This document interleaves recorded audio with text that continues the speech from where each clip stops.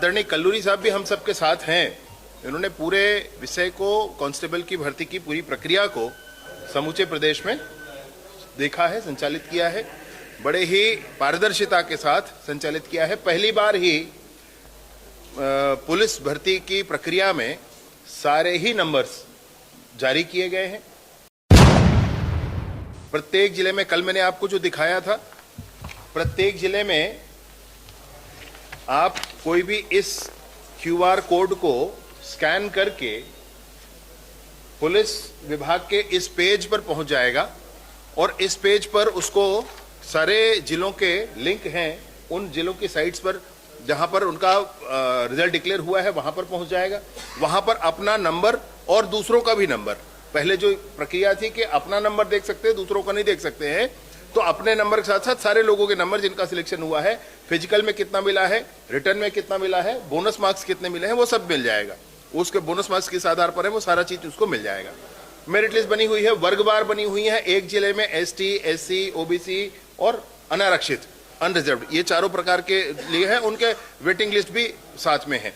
जो एक बात आ रही थी कि एक व्यक्ति का एक से अधिक जिलों में सिलेक्शन होता है, तो वो सिलेक्शन की प्रक्रिया ही है। इस बार जो चुनाव, ये इलेक्शन एग्जाम हुआ है, एक व्यक्ति अनेक स्थानों पर फिजिकल दिया है और फिर एक रिटर्न एग्जाम हुआ है। उस रिटर्न एग्जाम के मार्क्स सब जगह गए हैं। वो व्यक्ति उसका फिजिकल और रिटर्न मिलाकर हर एक जिले में उसका जोड़ करके निकाला गया है। एक व्यक्ति का एक से अधिक जिलों में हो सकता है, वो एक जगह ज्वाइन करेगा तो अन्य स्थानों पर उसका मेरिट वेटिंग लिस्ट से उसको उठाया जाएगा। वेकेंट रहने वाली कोई बात इसमें नहीं है, पहली बात। दूसरी बात मैं आपसे कहना चाहता हूं कि कल्लूरी जी ने एक बहुत अच्छी व्यवस्था दी। सभी जिलों के एसपीज लगातार 3 दिनों तक बैठकर अपने यहाँ उन्होंने सुनवाई की कि जिसको भी जो ग्रीवेंस है आप बताएं, हम उसके रिड्रेसल का तुरंत ही पालन करेंगे। ये 3 दिनों तक फ्राइडे, सैटरडे और संडे, ये 3 दिन हुआ, फ्राइडे, सैटरडे, संडे। एक बार कल्लूरी साहब आपको और क्लियर कर देंगे सारी चीजों को। ये 3 दिन हुआ। 3 दिन होने के बाद फिर भी अगर किसी के मन में रह जाता है तो 19 तारीख और 20 तारीख, 19 दिसंबर और 20 दिसंबर को फ्राइडे और सैटरडे है। इन 2 दिनों में कल्लूरी जी स्वयं यहाँ पर बैठकर, चूंकि वो एडमिन के हेड हैं यहाँ पर, यहाँ पीएचक्यू में बैठकर अपने ऑफिस में अपने पूरे स्टाफ के साथ सबकी सुनवाई करेंगे। सुबह 11 बजे से शाम 5 बजे तक जिसको भी जो विषय होगा वो आकर के अपनी बात यहाँ रख सकते हैं। और वो जब बात रखेंगे तो वो ओपनली रहेगा, सब उसको देख सुन सकते हैं, उसमें कहीं कोई संशय नहीं। ये 19 और 20 तारीख। 21 तारीख को मैं भी बैठूंगा मेरे ही निवास पर, रायपुर में C3 ऐसा सरकारी निवास रहने के लिए मिला है, जो वहां पर सुबह 10 से लेकर शाम 6 बजे तक मैं भी बैठूंगा। और जिसके मन में जो बात होगी वो आकर के ओपनली सबके बीच में, हाँ, ट्रांसपेरेंट रूप से बता दे। मुझे कहीं से किसी से कोई गुप्त बात कमरे में नहीं करनी, जिसका होगा सामने सब बात करके उसको हमको क्लियर करना है। मेरा इतना ही विनम्र निवेदन है। विभाग ने 6000 भर्तियां की हैं, बहुत मेहनत, बहुत परिश्रम इसके पीछे लगा है। हमारे छत्तीसगढ़ के युवाओं को नौकरी मिल रही है।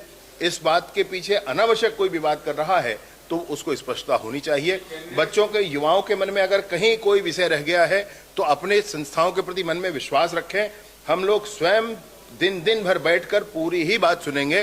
कोई एक बात भी कहीं गलत हमको दिखेगी कि ऐसा है तो उस पर भी हम लोग काम करेंगे, तुरंत ही उस पर काम करेंगे।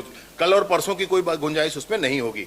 इस पर मेरा निवेदन यही है कि 19 और 20 तारीख को पीएचक्यू में, जिन युवाओं को ऐसा लगता है कि कुछ बच गया है, शेष रह गया है, डिस्ट्रिक्ट लेवल में सुनवाई के बाद यहाँ रह सकते हैं। 21 तारीख को मेरे निवास पर C3 सिविल लाइन रायपुर, इसमें सुबह 10 से लेकर शाम 6 बजे तक मैं भी और कल्लूरी साहब भी पूरी टीम के साथ हम लोग बैठेंगे। और जब हम लोग बैठेंगे तो अन्य जिले वाले ऑनलाइन भी रहेंगे उस समय। ये सब कुछ करके सारे युवाओं के सामने इस चीज को स्पष्ट करना है। कहीं कोई मन में भ्रांति ना रखे, अपनी संस्थाओं के प्रति विश्वास रखें। इसी के लिए बहुत बहुत धन्यवाद आपका।